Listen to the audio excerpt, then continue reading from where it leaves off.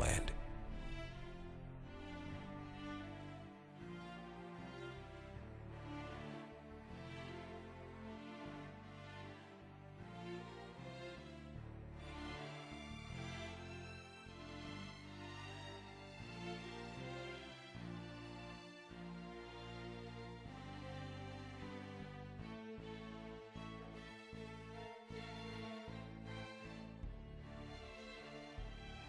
When Clottey faces Manny Pacquiao inside Cowboy Stadium, all of Ghana will be watching. In all of his previous battles, Clottey has more than held his own, no matter the circumstances. When Clottey fought Antonio Margarito in 2006, he did so with severe injuries to both hands. And yet, here comes Clottey, coming right on, even with 2 hurt hands, 1 broken, right into the last round. And he's giving as good as he's getting. And yes, he lost, but he was a no-handed fighter that night. In 2008, the world got to see what a healthy Clottey is capable of when he took on welterweight champion Zab Judah. Like Manny Pacquiao, Judah is a speedy southpaw, but Clottey neutralized Judah's quickness and came away with the title in an impressive showing.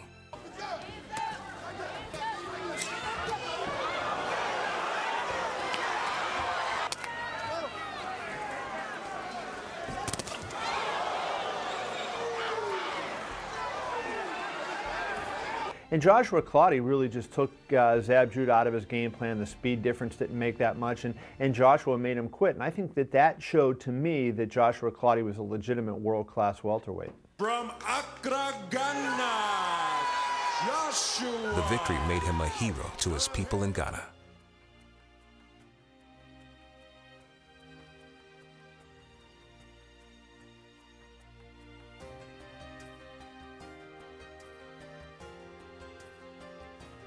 Then came his bout against Miguel Cotto.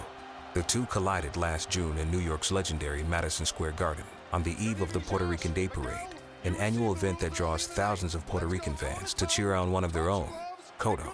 Initially, Clottey was taken aback by the enormity of it all, but he soon accepted the scope of the fight as a sign that he'd finally made it.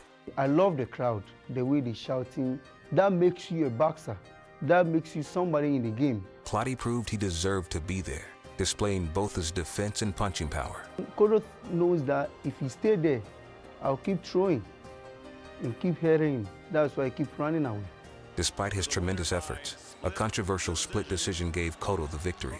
Many felt it should have gone the other way, including Manny Pacquiao, who was in the crowd that night, sizing Cotto up in advance for his own fight. And I think that fight, I thought Clottey won the fight. I thought he won. It was a controversial loss to Cotto. And if you looked at the two fighters' faces after that, and you hadn't heard yet the judges' scorecards, there was no question in your mind's eye that Clottey was the winner.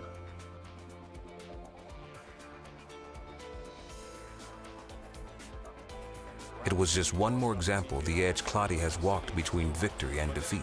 He's done very well against the best fighters when he's faced them, whether it's Margarito or Judah or Cotto. I mean, the reality is, if you take those 3 fights, which are his biggest fights, he has the win against Judah. He could certainly have the win against Cotto, and if he doesn't get injured, maybe he's 3-0 against those 3 guys. There will be no opportunities for maybes or second guessing of any kind inside Cowboy Stadium on March 13th.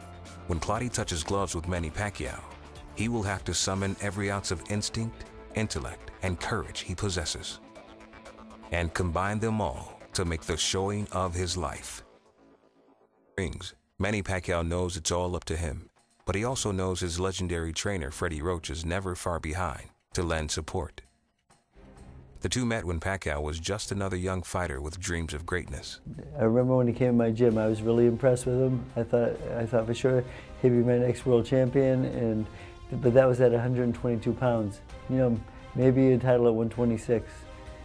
Okay, that's, he's a small guy. But now we're at 147, it's crazy. In the school, when I started to play, I was grade school. Now I'm graduating college. But even a fighter as naturally gifted as Pacquiao had wrinkles that needed ironing. When you first came across Manny Pacquiao, He was an excellent left-handed puncher. His right hand was just there. He didn't even have one.